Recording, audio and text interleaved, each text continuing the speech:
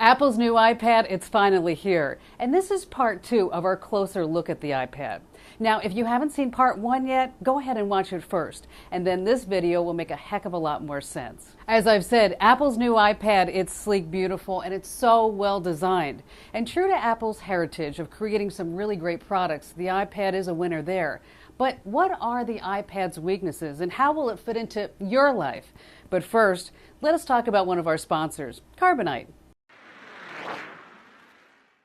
On the Kim Komando Show, we always talk about all the latest gadgets and gizmos, but there's one thing that you always have to remember, and that's to protect all your valuable data that's stored on your hard drive. I'm talking about your financial documents, your photos, your memories. And that's why I love Carbonite Online Backup. It's automatic. You don't need to worry about anything, and it's unlimited. For just $55 a year, everything is safely and securely backed up at Carbonite. And when your hard drive dies, and notice I said when and not if, you can get everything back. The restoring is fabulous. To check it all out, first I want you to pause the video and then click the Carbonite ad, sign up, use promo code KIM, and you get 2 months free and a free 15-day trial. And when you're done, come on back and we'll look at the rest of today's video. In my first iPad video, I showed you many of the iPad's stunning features and designs. In this one, I want to talk about some of the iPad's downsides, those things that you need to know before you go buy one. First, unlike a computer, there's no multitasking. With the iPad, it's one thing at a time.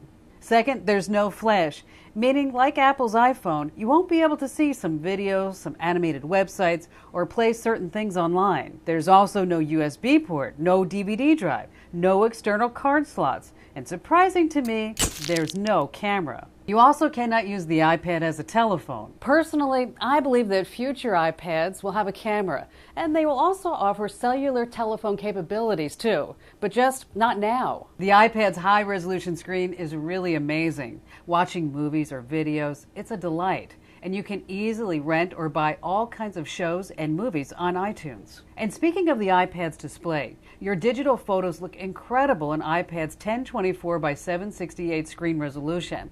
All iPads have an extremely wide viewing angle, 178 degrees, so everyone can crowd around your iPad and still get a great view.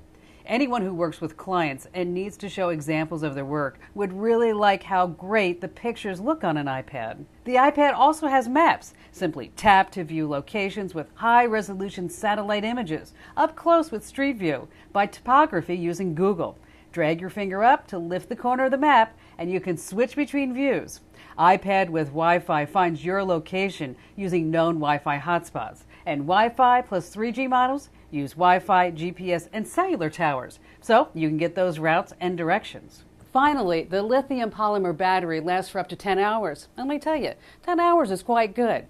Okay, let's talk about money. Is the iPad expensive? Well, the answer is both yes and no. The fact that Apple bought the iPad to market at well under $1,000 is a breakthrough. Still, money is money, and this economy is tight.